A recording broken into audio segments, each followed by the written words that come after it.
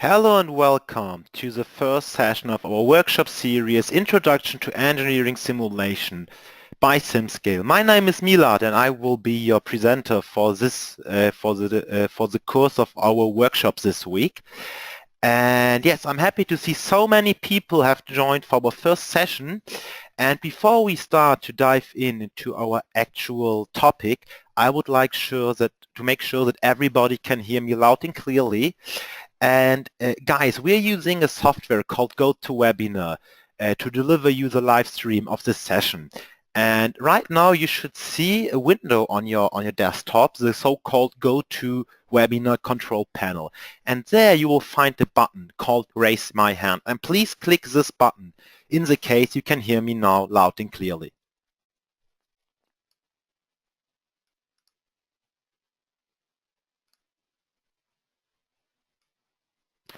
I already see some hands. Seems like everything is working. And just in the case you want to use our alternative toll-free audio service, you just need to dial one of the toll-free numbers you find right now on the slide and enter the access code 473-011-069 once you're asked. And don't worry, we will record this webinar and provide you also with the recording tomorrow by email. All right, since everything seems to work, let's take a look at our today's agenda. And as you know, today we are going to talk about fluid flow simulation, so-called CFD simulation, and we want to understand what is the potential of this kind of simulation, how it is working, and how we can use it in product development. And therefore, at the very beginning of this session, we will talk about the really fundamentals of CFD. So what is fluid flow simulation? What does CFD stands for? How can I use this in product development? What are the potential and limitations of CFD? In the second part of the presentation, we will very shortly introduce you to the SimScale cloud-based platform and explain you how you can use our free platform to run your own simulations.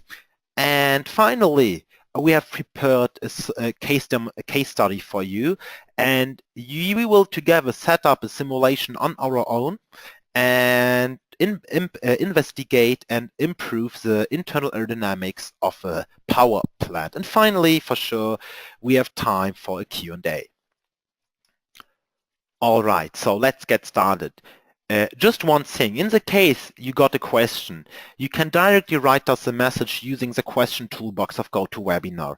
And together with me today is my colleague Anna, and she will collect all your questions and answer them on the fly in the chat, or we will discuss them later for the whole audience during the Q&A.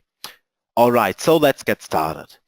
And first of all, since we have some people here today who never used simulations on their own, I would like to talk with you about the idea of fluid flow simulation and discuss with you the most important physical concept. So first of all, what is CFD?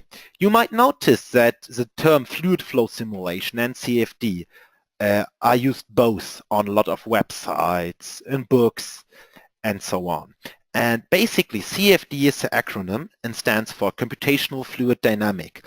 And as the name indicates, CFD is about performing virtual experiments in order to investigate and predict the behavior of a fluid flow phenomena. And let's try to make this definition a little bit more vivid. So CFD is as I mentioned, a virtual experiment. And a very good example is the race car you can see now on the slide. This one.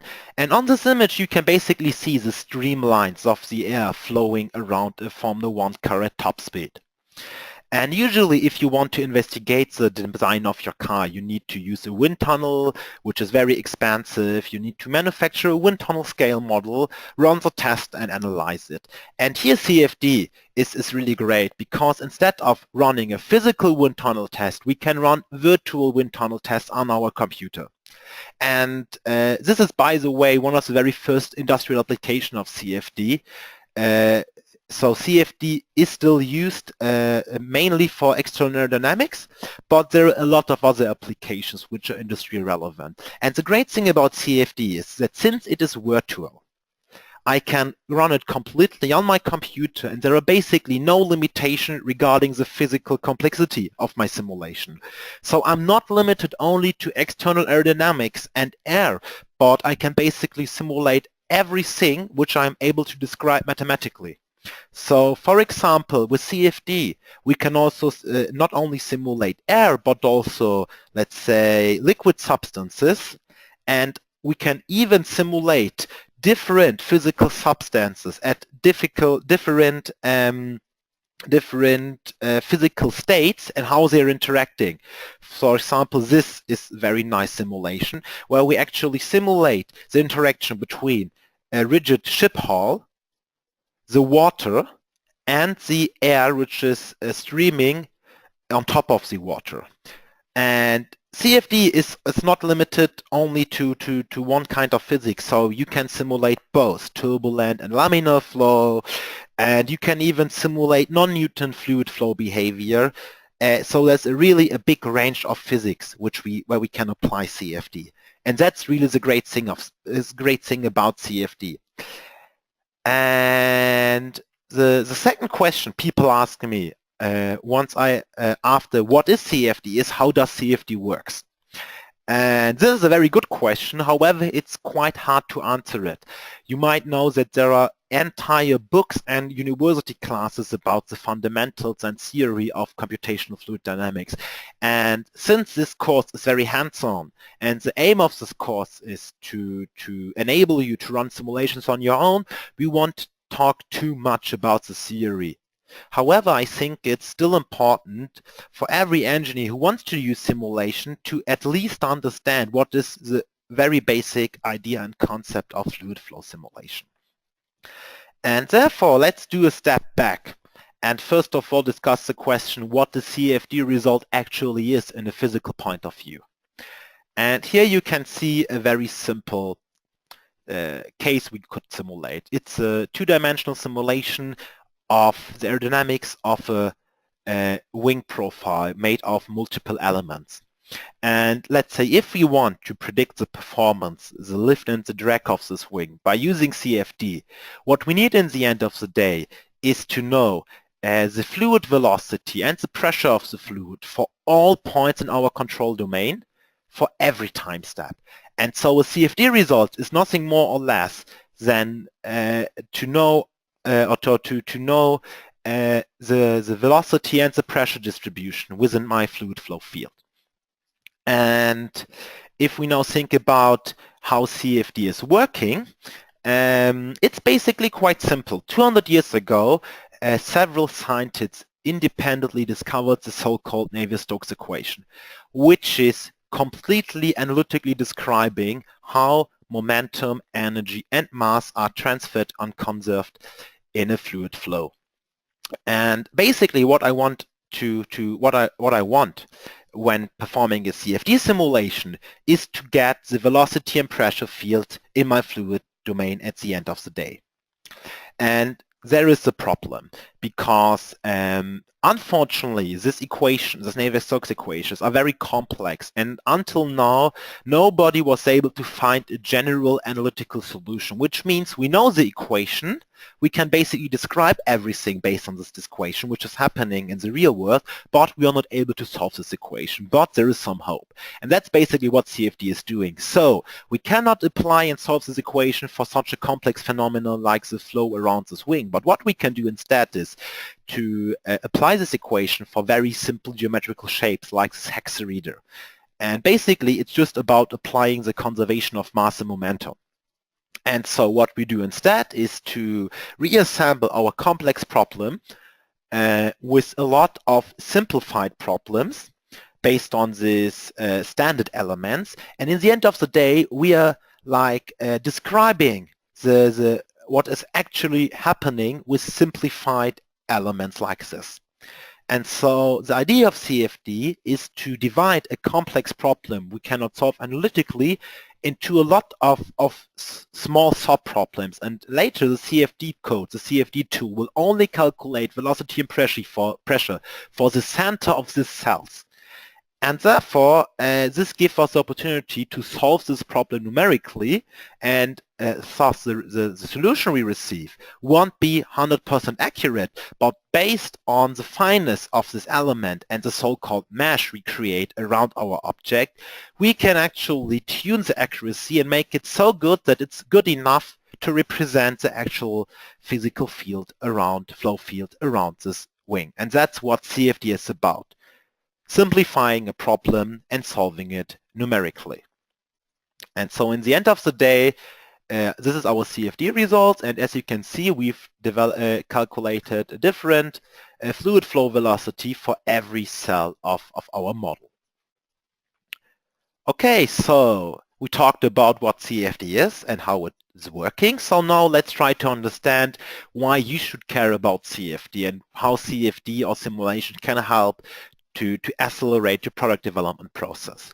So therefore, let's take a time and take a look at the conventional design process timeline. So here on top of the slide, you can see a generic process which is describing like technical products, how technical products are developed.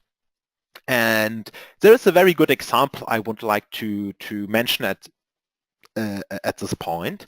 We have a customer which really represents the advantage of simulation-based design. And our customer is a manufacturer of electronic valves, which are used in plant industry, automation industry, and chemical industry to control technical plants. And usually these valves are designed based on a request from customers. So every valve is optimized for the customer, and usually they get a new order for valves and then they start to design the valve. And this means that they have to really design everything from scratch. And in the end of the day, what the customer is interested in is that he wants to have a valve which is reliable, which won't fail, and which has a very low energy consumption. So we want to reduce the pressure drop of this valve.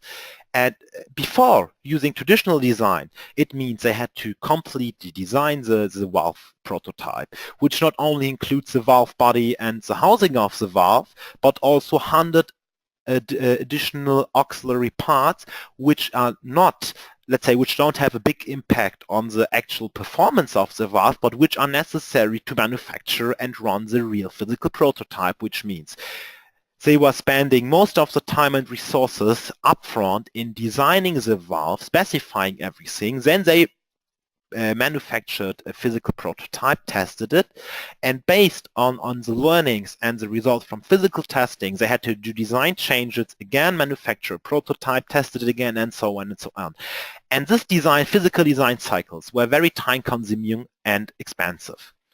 And now they're using simulation, which means just after they got a new order for custom valves, they can directly start to virtually test different concepts, optimize the valve body geometry, optimize the housing of the valve, and once they are very sure about the performance and have performed some really preliminary studies, then they first start to produce a first physical prototype, which is more or less for validation, which means that the most of the development work and testing is done virtually using simulation, which saves them a lot of time, resources, and money. And in the end of the day, using simulation technology allows you to develop better products in a shorter time for less money. And that's the really great thing about simulation. All right, I have some questions, and my colleague Anna will answer some of the questions right now, as I mentioned. And don't worry, we won't forget any of your questions, and all of them will be answered in some minutes. And yes, that's basically the great thing about aerodynamics. I started my professional simulation career in motorsports, and especially there it was such a valuable tool. And just imagine in racing like Formula One or IndyCar racing, basically all 2 weeks you're going to introduce a new aerodynamic design package. And the great thing about simulation there was that we were able to test hundreds of wing designs virtually and just tested the most promising ones in a wind tunnel, which helped us to faster develop better cars in a shorter time for less money.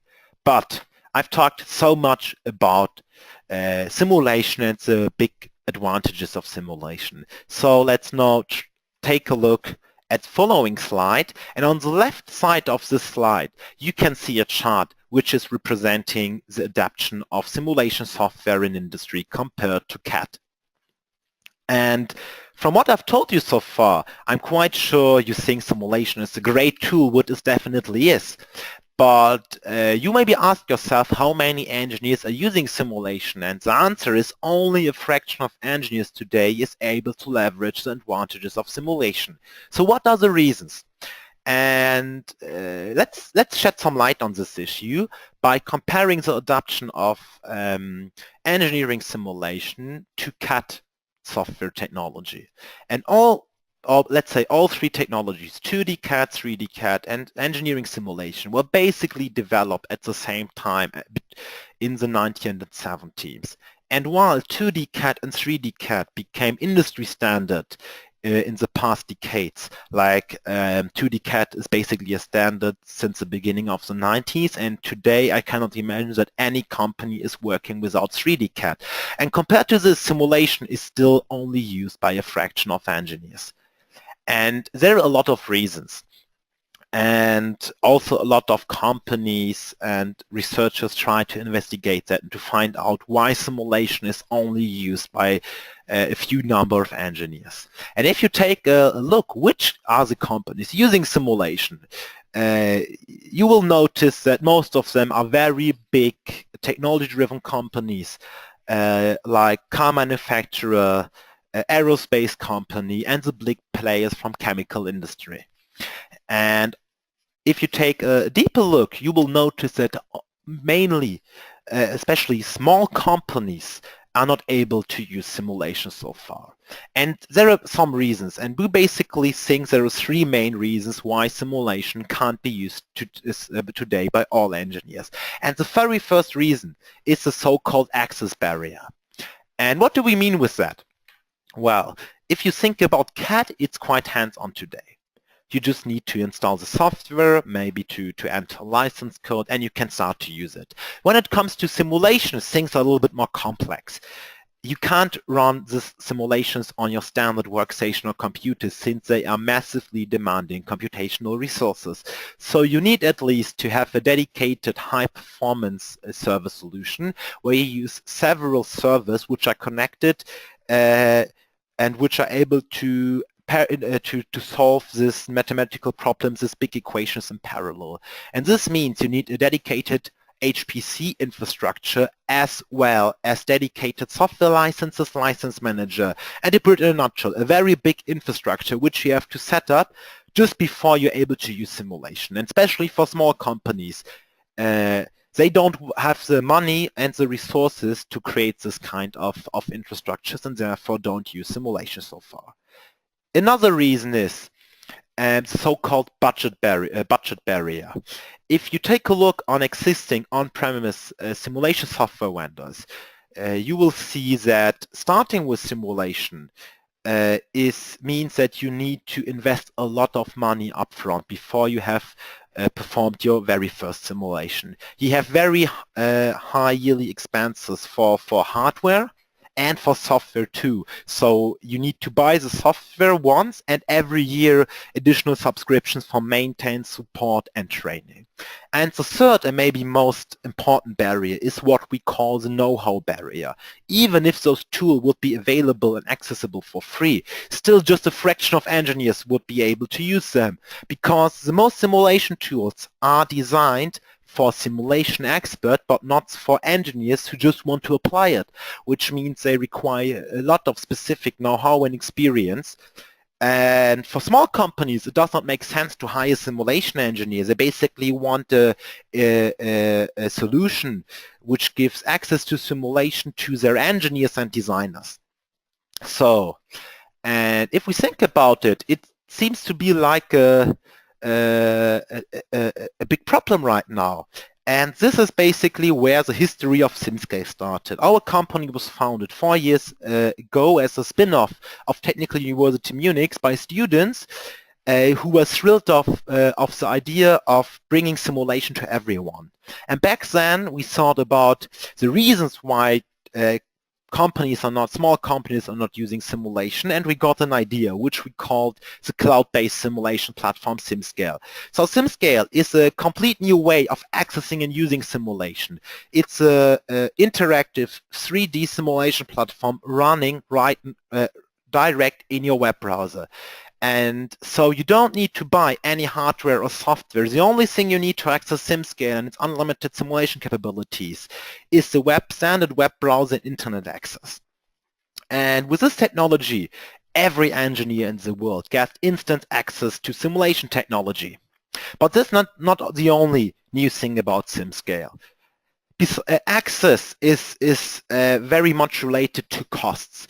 And we wanted to have a CFD or simulation tool, which is completely revolutioning the way simulation is used and also the cost of simulation. So SimScale comes with a very new pricing model, which is a freemium pricing model, and that means that you basically can use all features from SimScale for free. And you just need to register yourself, which takes about 2 minutes. And then you can just use SimScale and all its features. And this is very related to the so-called know-how barrier. We think that the most important resource to get started quickly with simulation, beside free courses and trainings, is to have some simulations you can use as a reference and to get started with. And therefore, all the users using our simulation platform for free will create so-called public simulation, which means that we have hundreds and thousands of public available simulation projects you can just import with one click. And in the case you don't want to share your simulations with other users, we also offer on-demand pricing for so-called private subscriptions. And if you're interested in these private subscriptions, just reach out to me or my colleagues from our sales department, and they can tell you more about our professional plans. And the most important aspect, as I mentioned, SimScale is for everyone. So it was designed specifically to meet the requirements of designers and engineers. And the idea is that SimScale is used by the designer and not by simulation experts. Great. I see some questions already. So the first question is by Serge. And Serge says, I would like to ask a question of accessibility in terms of cost. So generally simulation programs are known to be quite expensive and bought only by big companies. So my question is, how much would it cost for a small company or freelancer to have access to your platform? Since I read prior to the webinar that it's cheaper than the average simulation programs. Hi Serge, I hope I answered your question so far, but just to put it in a nutshell. When we talk about costs, you can basically use SimScale for free if you want, and as long as you're willing to share your simulations with other people. And if you need to have private simulations, we offer tailored subscription plans for freelancers and small companies where you will pay only for the simulations you will run. And yes, with this approach, we hope to offer basically a solution for every engineer, independent from the size of the company or its role. Great. So this is the idea of SimScale. So let's a little bit more talk about some details. So as I mentioned, SimScale is cloud-based. And the great thing of SimScale is that we are basically combining all aspects of engineering simulation within one user interface. So you don't have to care for modules or special software packages. You can basically run all four types of simulations from your web browser. And SimScale supports a wide range of difficult physics, not only limited to fluid dynamics. So besides fluid dynamics, we also, which includes, as I mentioned, turbulent and laminar flow, multi-phase and single-phase flow. We also support solid mechanics, which includes everything related to structural chains of assembly or a part, so we can do static simulations, we can do dynamic simulations, as well as model and frequency-based simulations, including all kinds of loads like forces, pressure, but also temperature and heat. And we also support thermal simulation, which basically means that we can even simulate coupled phenomena, where we have both fluid flow and solid mechanics, and we also support particle phenomena, like you can see here. And so you have really a wide range of difficult applications. And as I mentioned, today we will only talk about CFD and how it can be used in small enterprises. But tomorrow and on Wednesday, we will also talk about stress simulation and thermal simulation. Great. So I hope I didn't talk too much about the theory of simulation and about what SimScale is doing. And now I would like to talk in the remaining 20 minutes about some more hands-on aspects of simulation. And therefore we have prepared a case study for you where we will put you into the seat of a process engineer who is developing and optimizing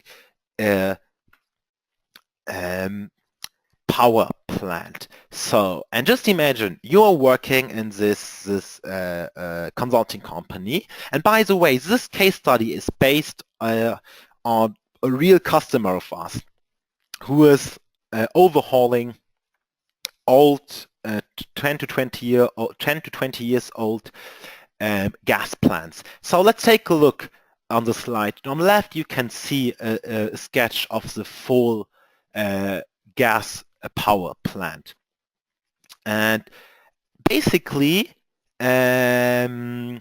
you can see it's made out of several sections. So we have this filter house here, or this whole assembly, and this assembly is like working as an air intake. So the air we need to combust the gas in the turbine is taken here. Then we have several filters and silencers, and then this airflow is redirected through this duct and flowing into our turbine house. And here we have our turbine. So here we are mixing the air with compressing it and generating energy, and then the hot gases are leaving here through the exhaust. And if we just take a look at this slide, there are a lot of different applications where we can use CFD to optimize this plant. And if you have an idea, just write into the chat or the question box which parts you think we could improve using CFD. So just write to the chat and let's see in the end what your ideas are about, and let's try to discuss them together. In the meantime, let me just give you some inspiration from my side. So as I mentioned, we can basically simulate everything related to fluid flow phenomena. And if we think about this whole plant, we just need to follow the path of the air, and then we will instantly find different applications where CFD could help us to improve our design. So let's start here with the air intake. And here we are like guiding the air into our turbine, and which means that we will have pressure drop inside this whole assembly. And basically here we can already use CFD to optimize the shape. And there was the first idea by James, who suggested that we could optimize all changes in direction of geometry. And that's true, James. We can really investigate and experiment just with some mouse clicks. Would be the effect if we, for example, mirror the whole plant, or if we turn or rotate this expansion house or this expansion duct assembly by 90 degrees. In theory, or what means in theory, what we can also do is like try to optimize the turbine. We can do a like simulation of what is happening inside the gas turbine and try to optimize, for example, the shape of the blades, which, by the way, is a little bit more complex kind of simulation and more advanced, but this is also possible for sure. And we can also investigate like the exhaust transition. As Chinton wrote, we can also investigate the silencer and ducting, and there are so many different applications where we can use simulation. And we're not only limited with SimScale to CFD, but we can also do structural simulations like of this platforms here. Oh yes, Chinton just wrote it, and or do thermal simulation or structural simulations, for example, of parts which have high heat loads. And now let's try to focus on one aspect, and I would like to focus with you on this intact silencer and ducting assembly here. So, and you can see an image, and let's try to understand how was it working. So, it's a little bit different design compared to the sketch on the left side, but I hope that will not confuse you. So, first of all, we have a weather hood at the beginning. As you can imagine, these kinds of plants are running 24 hours a day, 7 days a week. And they even need to perform in a reliable way when we have rain, extreme rain or snow. And therefore, a very first important function of this duct assembly is to make sure that we only suck air into our intake system. And this weather hood is first of all used to make sure that no big raindrops or snow will come inside our plant, because every kind of water inside our air will increase the humidity of the air. And since we want to have full control about the humidity and dry air is better for combustion reactions, we have this weather hood which will make sure that no water,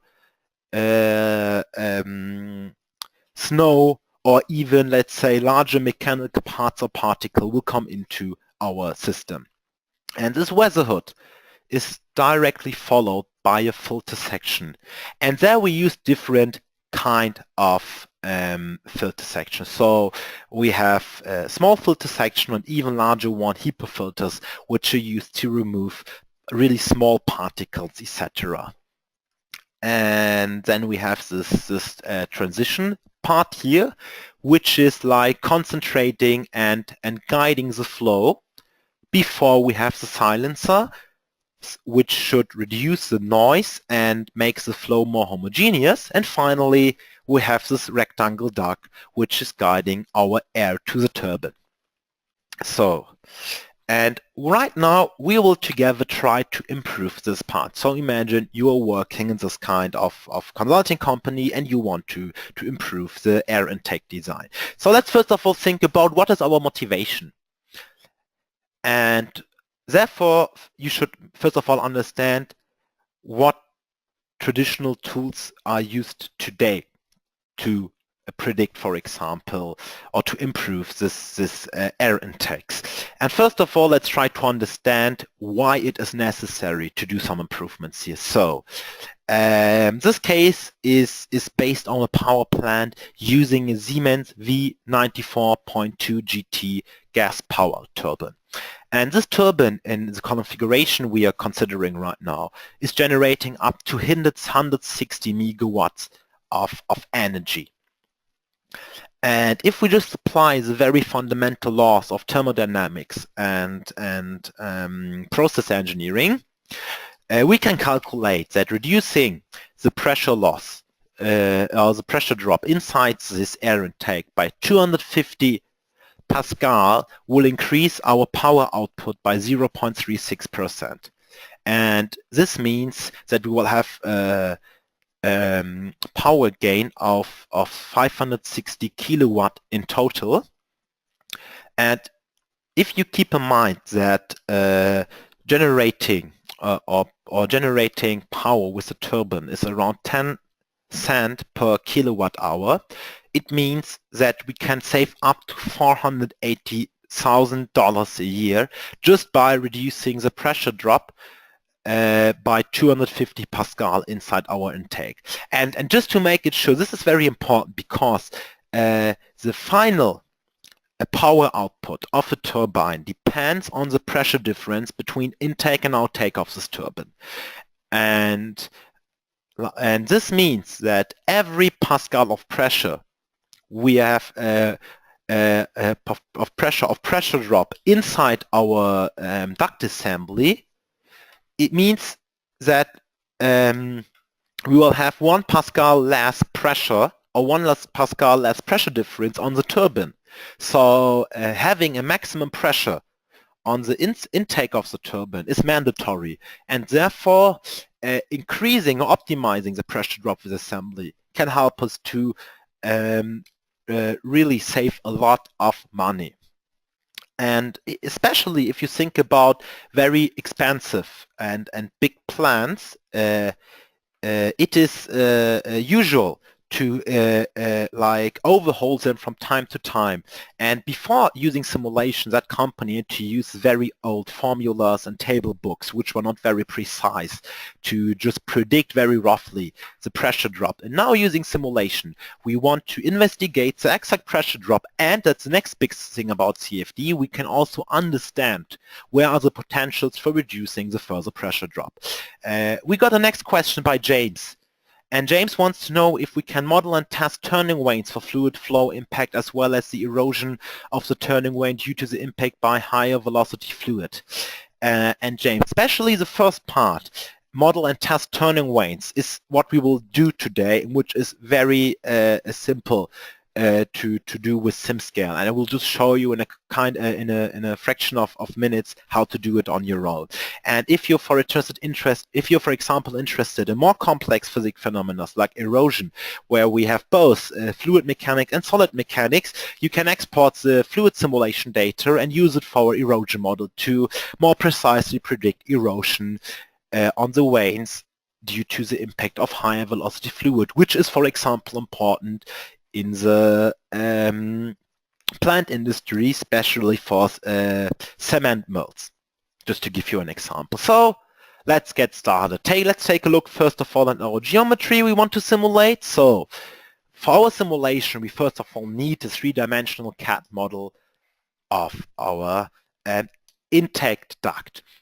And if you think about it, we are interested in the fluid flow inside the duct and not what is happening, let's say, in the material in the shape of the duct. And therefore, we don't need the CAD model of the duct parts, but we need a CAD model including the fluid domain inside this duct. And that's the reason why we have this kind of CAD model. And this volume of this CAD model is representing our fluid domain. And as I mentioned, we have the weather hood, we have the filter section, we have the silencer, and finally we have this rectangular duct. And now let's go and set up together a simulation. And let's first of all take a look at the 3 different steps which we have to perform on the SimScale platform. First of all, we want to do the so-called pre-processing, which is about preparing your model, your geometry for the simulation. And this part is mainly done in your own CAD system. And another part is the so-called meshing. If you remember what I told you at the beginning of my presentation when I talked about the fundamental principle behind CFD, I told you that we want to divide our complex problem into a lot of small sub-problems which we can solve. And this process is called meshing. And if you take a look at the slide, we have this continuous domain of the air intake duct. And after meshing, we will divide this continuous domain into a number of finite volumes. And if you take a deeper look, you can see that the density of this mesh is changing. And we use a finer mesh there where we expect to have high changes in the fluid field, and a coarser mesh where we don't expect this high changes. And once you've created the mesh, which is basically telling SimScale which local accuracy your simulation needs, you just need to set up the simulation by defining where is the air getting into the system, where is it getting out, which kind of air I'm losing, and which kind of accuracy I want for my simulation. Like, do I want to have steady-state results or transient results, and so on. And then you just need to start the simulation. Again, everything is done in the cloud, and finally you can investigate your results in 3D on the SimScale platform or download them for further processing. So let's get started. And I've just preferred something, a project. And first of all, just to show you how easy it is to use SimScale, let me open a new window and just go on simscale.com. And if you want to get started with SimScale on your own, you just need to click on Sign Up. Here you can just leave your personal data, and as soon as you filled out everything, clicked on Create a Free Account, we will automatically create a free account on SimScale for you, and you will receive an email including instructions how to access SimScale and how to set your initial password. And once this is finished, you just need to log in on SimScale. And once this is done, you can access your own SimScale dashboard. And from this point on, you are using SimScale. You can, for example, click on public projects to investigate hundreds and thousands of available public projects, which you can just import to your own workspace. And we have a very powerful search. So you can, for example, if you're interested in aerodynamics, you just enter aerodynamics, and you can see all the projects related to aerodynamics, which are might interesting for you. And let's say you want to do a simulation of a car. You can just import this project, clicking on View here, and adapt it to your own needs. Right, so now let's take a step back and take a look at my own simulations, which you can find under the dashboard. And here I have prepared a simulation project, which is private, so nobody can see it on the public project list. And now let's open this. And this is really the thing I like the most about SimScale. You see, everything is still in the web browser, and now I am accessing the 3D SimScale cloud platform. So, and now let's get started. So, first of all, our SimScale is divided into 3 main steps. We have the mesh creator, the simulation designer, and the post-processor. In the mesh creator, you are importing your geometries. We have a lot of opportunities, so you can directly import them from other web-based tools like Onshape, and you can also upload different CAD formats like exchange formats like STEP, IGES, STL, and we also support a lot of native CAD formats like SolidWorks, Autodesk, Rhino, and a lot of other CAD formats which will be supported soon. And once you have uploaded, this uploading of your geometry is basically the only step which is happening or where we use your local computer. And once your CAD data is uploaded to the cloud, it's saved encrypted. And from now on, you can set up everything in the cloud. So let's take a look at this geometry. So this is the fluid domain of our air intake duct. If we take on this geometry, first of all, we have this event log manager where you can see all information about your geometry, including the bounding box length, the area, and if the model is watertight or not. And this is very important because SimScale has a very robust meshing tools, which are also in theory able to mesh non-watertight geometries. But if you think about it, if your model has a hole which is very small, it will completely change the physics of your simulation, and therefore you should make sure your model is watertight.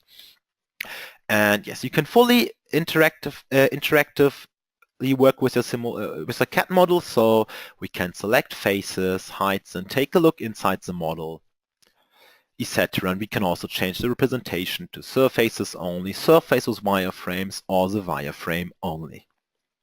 Right, and if you want to now generate the mesh, it's basically quite straightforward. You just click on Create a new mesh, select a geometry, click on Save. Then the geometry is added to your mesh project. You can just create a new mesh, and we have a bunch of different options for mesh generation. And for fluid flow simulations, we recommend to use a hex-dominant meshing, which means we will divide our geometry into small hex readers.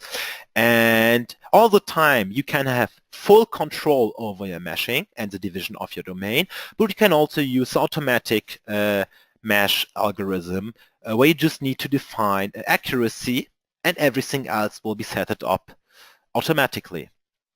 And since this can take some time to, I can just show it to you. We will just, what we can also do, for example, is to add refinements. And let's say we want to add refinements everywhere except the inlet and the outlet. We can just choose inlet and outlet, inward selection, and then we have selected all the other surfaces. You can just go on, for example, moderate, save, and start the meshing operation. And now this meshing operation is performed on the cloud using 4 CPUs, and you can use up to 32 CPUs on SimScale. And since meshing can take, even with some more cores, up to half an hour, 1 hour, let's take a look at the mesh I have prepared before. And this is the final mesh. And for example, what we can do is we can, first of all, change the representation. Then we can hide the surfaces. And now we can take a look inside. And you can see like that the mesh was automatically refined in the near of small elements. And that's really the great thing about SimScale, that you don't need to think so much about meshing. And also one very important aspect, just imagine this mesh took around 1 hour on 32 cores, which means if you would do it on a local machine, it would block your computer for more than 1 day. And using SimScale, at no time, your local computer resources are used, which means you can still use your workstation all the time for CAD and other work and run all your simulations on the virtual platform. Yes, the next step is to set up the actual simulation. And again, I prepared something. I just want to show you how easy it is to set up a simulation. If you click on Create a new simulation, you just have to choose the simulation you want to perform. And if you go on Fluid Dynamics, you see different options. For example, in our case, incompressible, since we know that this flow won't be compressible. And you can directly create a new simulation, and then you will be guided to all steps. And you can also directly click here to take a look at the example project. So click here on Create. And usually you can just go with the standard settings. And then the only things you have to specify is, first of all, which mesh do you want to simulate? The second step is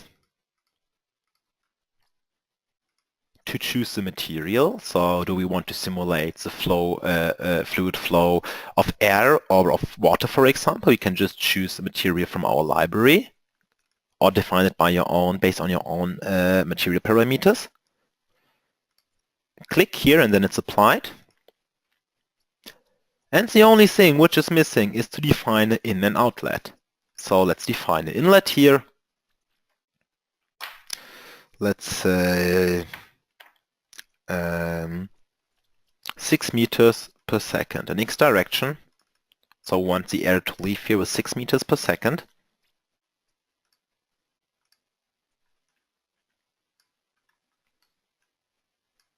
And here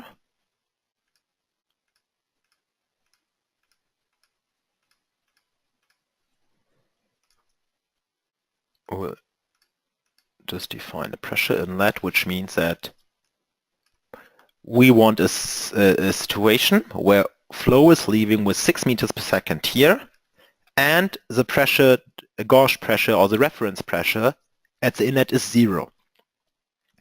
And that's it. And now we can basically just check our simulation.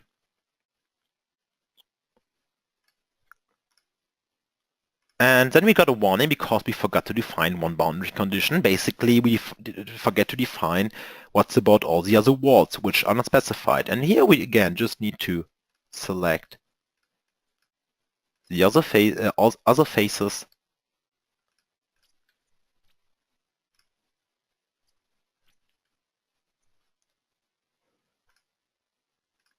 Invert our selection. Type wall. And now we can start the simulation. And again, since this can take some hours, I have prepared the simulation. Here, everything was defined.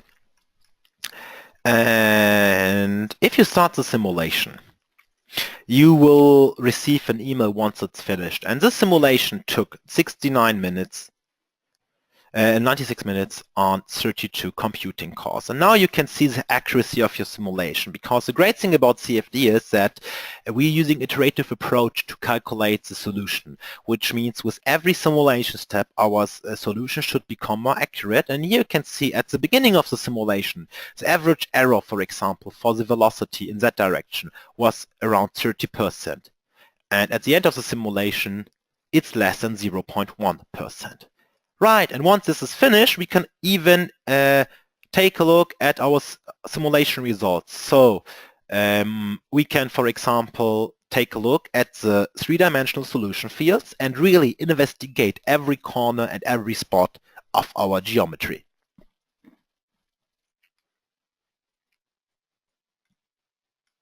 And I see there are a lot of questions, so let me just answer some of them before we continue. So the first question is by Brandon, and he wants to know, is electric heating simulation that models the heat to change in resistance? Brandon, that's a very good question, and actually the answer on this question depends on your problem. So what you can do with SimScale and with all other simulation tools without any problem is to simulate electric heating in an assembly of solid parts like a PCB plate, and you can really calculate which kind of thermal and structural stresses and loads are created through the electrical heating. And if you want to consider also the change in resistance, you can define there are some models where you can define the heating properties. But from my point of view, a lot of cases it makes sense to take back the simulation models and put them into your existing simulation results and put the results into your existing models and to combine the best of both worlds this way.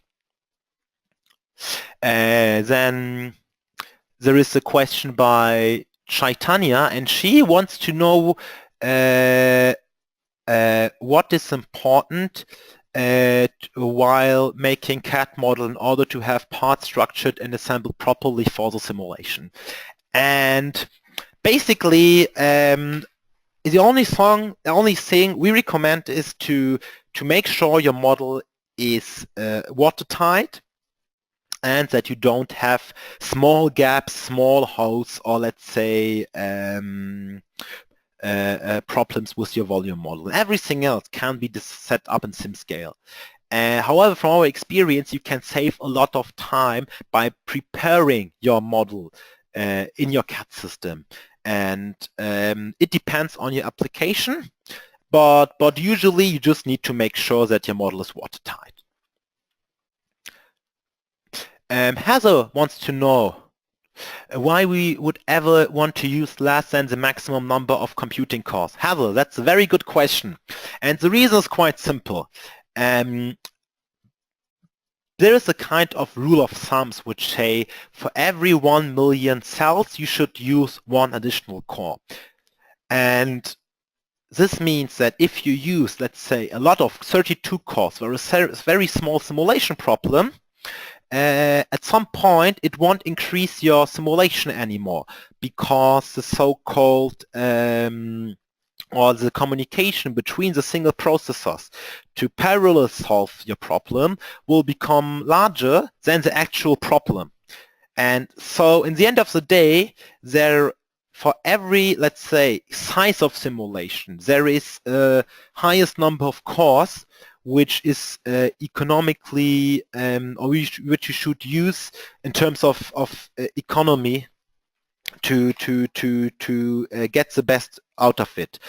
And usually our 32 cores are enough for every kind of simulation. A lot of cases, even for 8 or 16 cores, have enough power to bring you back the simulation results in the shortest time possible.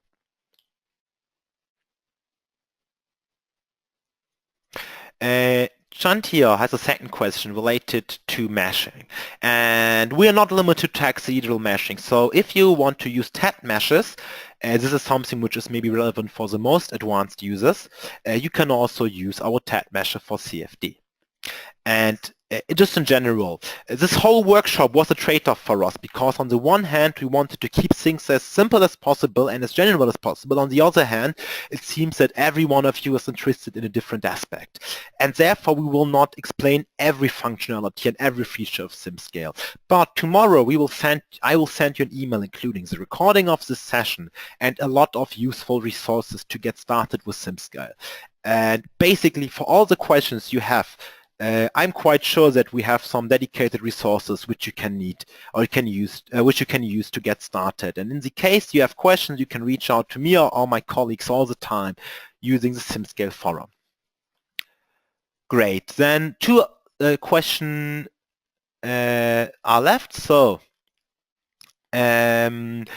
Ray wants to know if it's practical to simulate transient hydraulics and pipe reactions using SimScale CFD versus traditional Stoner or Olga schematic type software. Or would CFD be a very large file and converge would take a long time? Ray, that's a very good question. And again, I would say it depends on your aim and on the status of your project. If you have a really, really large hydraulic system and you want to predict the transient, let's say, behavior of this whole system, it is smarter to still use these traditional approaches. But whenever you want to investigate something in detail, for example, a single valve or a critical part of your system design, and where you need to get more information than just, let's say, the pressure inside the whole average pressure inside the valve, CFD is definitely a solution you should go for. And I think that's the great thing about using cloud-based CFD, that you can combine it. And we have a lot of customers which are combining let's say, traditional schematic type of software or method with high accurate CFD results. And yes, and if you have more questions, just reach out to me on email or in the chat, and I will try to connect you with one of my colleagues which knows more about the hydraulic and valve applications. All right, now let's switch back. And in the meantime, our simulation was loaded into the simulation, into the online post-processor. And you can see that by default, our simulation domain was loaded into this post-processor. And right now, we can really analyze the whole solution. And first of all, you can see everything is blue. And here are the colors representing the velocity magnitude. And the reason why everything is blue is, let me change it a little bit, the scale. If you see, this is green. And the reason why everything is blue is that, if you think about it, everywhere where I don't have the inlet, everywhere I have physical wall, the velocity needs to be 0.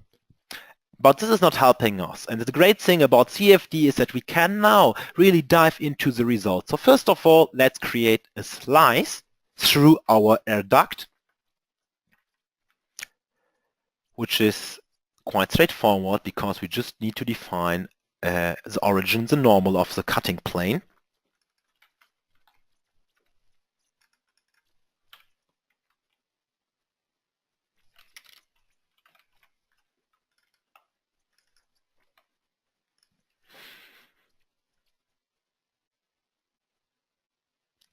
And now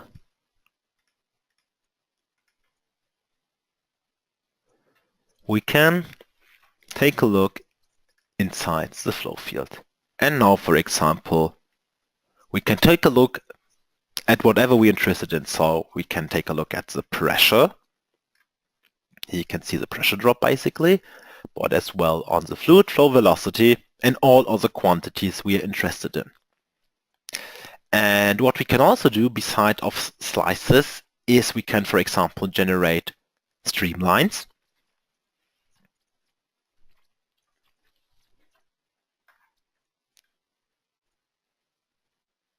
There we just need to define the center of the streamline, so the center of the source. And I will just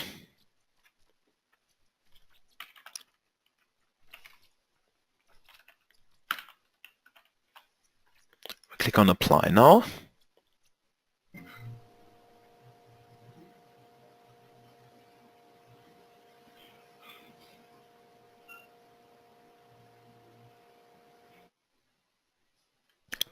And now I've also added streamlines, and we can change the color of the streamlines, for example, to velocity.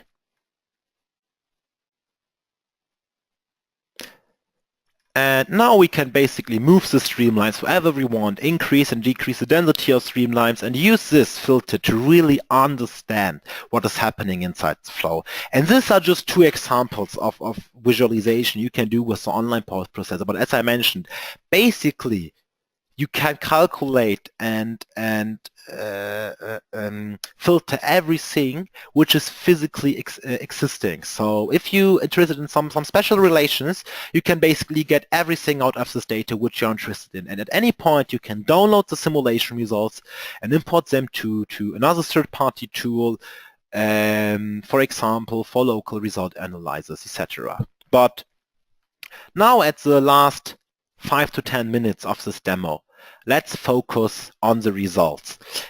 And I just prepared some screenshots which will show you how the simulation results help to improve the design of this air intake. So this is this image is showing the streamlines inside the duct, and the streamlines are colored by the fluid flow velocity. And basically, it directly shows you in which areas we are creating pressure drops. So here, and here, everything where you have this red circles, we have recirculation areas, fluid flow separations, which you can see here. So here the fluid flow is not anymore attached to the surface of the duct, and we have these recirculation areas, which are blocking, as we know, our effective cross-section, and therefore increasing the pressure drop inside this duct. And now let's take a look at a slice representing the velocity inside our duct. So this is exactly at the symmetric plane of our duct. And don't wonder, this area here is gray because in the real model we don't. This section is a little bit blocked. And here you can see basically the same field velocity. And this example just shows you how powerful CFD is, because just by changing the legend of my velocity plot and reduce it to 10 meters per second, I can see completely different things. And everywhere where it's actually blue, it means that we have a flow separation because the speed of the air is much lower than the reference speed of 10 meters per second. And everywhere where it's red, we know things are basically working quite smooth. And based on this insight and the problems we have, so we have flow separation here, here, here, and here, we can start to design some design alternatives which we can test. And one final thing which is very important, pressure drop is not the only thing we're interested in, but especially since this is a power plant, we're also interested in the so-called homogeneity of the flow. And here you can see two slides just before the outlet of our duct. And again, we are visualizing the flow velocity. And here you can see that this dead water zone, this flow separation, is even existing at the end of this duct. And you can also see that we have a high variation of flow velocity in both directions, and in this direction and in this direction. And this is not very good because this means that we will have an unhomogeneous flow which is flowing into our turbine, and this can decrease the efficiency of our combustion reaction. So another thing which we need to improve besides the large pressure drop is also the homogeneity of the flow. And based on this, we define some alternatives. So two design alternatives. On the left side you can see our base design. In the mid you can see the first design alternative where we use this guiding vanes to reduce the flow separation in this area. And we have a third design variant where we have the guiding vanes plus an additional radius here and there, which are supporting the guiding vanes. And then we just, with some clicks, we just copied the simulation, changed the geometry, and rerun it with the new designs. And now let's quickly take a look at the results. So here you can see the so-called gauge pressure, or the pressure drop. So on the left side we have everywhere a pressure of 0, and basically the values on the outlet are representing our pressure drop. And here you can see like we have a massive pressure drop which is mainly created in this section of our duct. Using the blades is reducing this pressure drop in this area. So the pressure drop here in front before of the blades increased a little bit because the blades are reducing the effective cross-section, but on the other hand we have a much smoother flow, and therefore we lose a lot of pressure drop here in this area. And then if you take a look here, the pressure drop is only induced or created here, here, and a little bit here. And having additionally this radius here and there will further decrease the pressure drop. And if you take a look, the only areas where we have large pressure drop right now really is here, this area. And what's also very interesting, adding this blades even decrease the pressure drop in front of these vanes here.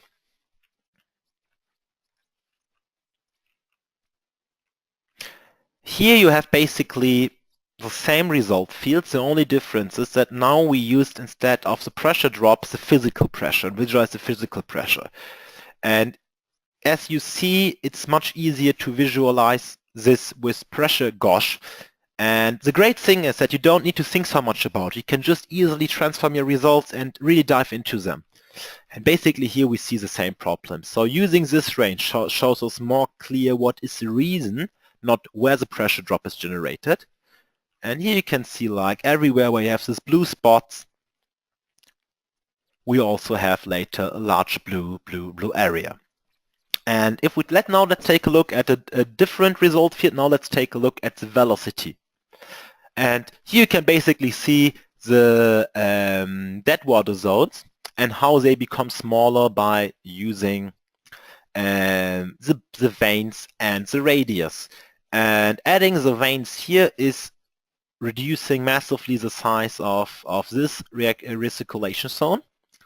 And adding additional radius here is also reducing the recirculation, not only in this area, but also in this area. So now let's take a look at the final results. Here you can see the pressure drop, and compared with the initial design solution, the version with the blades has a pressure drop which is nearly much smaller, and if we use blades and radius together, we can decrease the overall pressure drop by 80 Pascal. And this is really a lot, because if you think about our first slide, 80 Pascal means nearly an annual save of 100,000 euro. And now if we wrap it up, so our customer needed around 2 hours of manual preparation time for the simulations. The simulation ran for like 5 hours, took like 5 hours in real time, and he used 180 core hours for a simulation project, which cost him, depending and for sure on subscription, but which costs you, let's say, around 500, 600 euro. And the return was that he, first of all, improved the pressure drop of his design by 16%, also increased the homogeneity of the outflow and received design confidence. And if you compare this now, you get 100 of K in additional energy saving a year versus 500 euros of invest for the simulation. For sure, this makes sense, and that's a big difference. If you have to pay 50, 60,000 euros a year, it does not make sense to use simulation. But our idea is, and our vision is, with giving everybody access to simulation and providing a solution for every engineer based on his budget and his needs. We want to really make simulation mainstream and help every engineer in the world to develop products a better way. So then, thank you very much for your time and your attention. It was a big pleasure for me to be your guide today and host this session. Two things. First of all, let me give you a quick outlook. So this was our first session. As you know, and tomorrow and Wednesday we have additional sessions. Let's just take maybe a look at our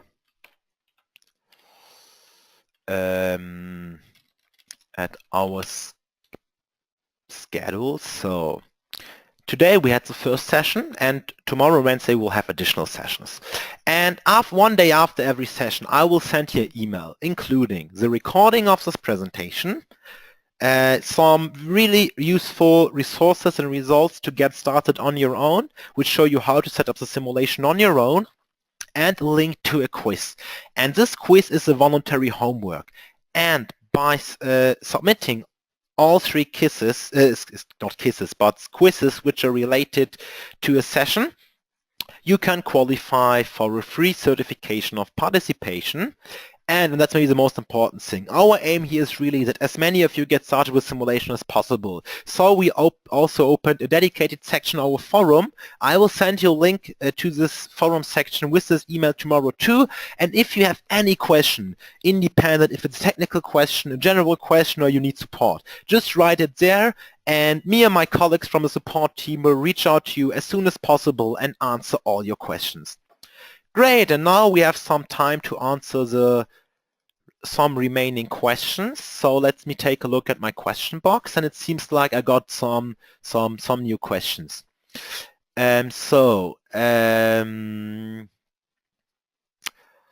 One question which was asked several times so far is what is about the accuracy of SimScale, and it's a very good point. So let's talk about it.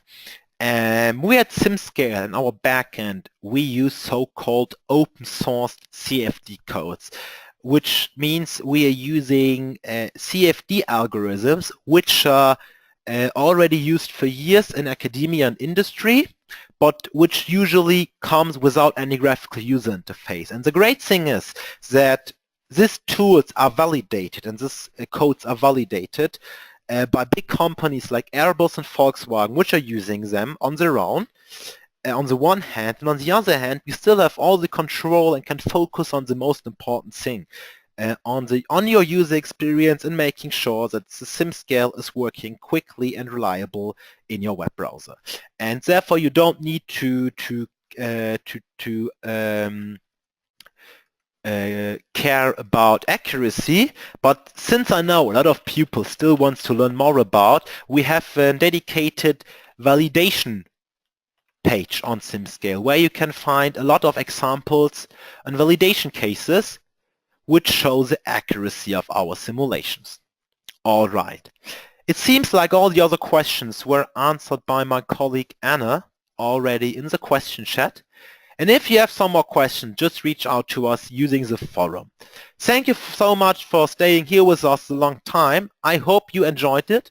And in the case, yes, you have questions, you can ask them for sure also tomorrow. All right, it was a big pleasure for me. Have a nice week and see you soon. Bye.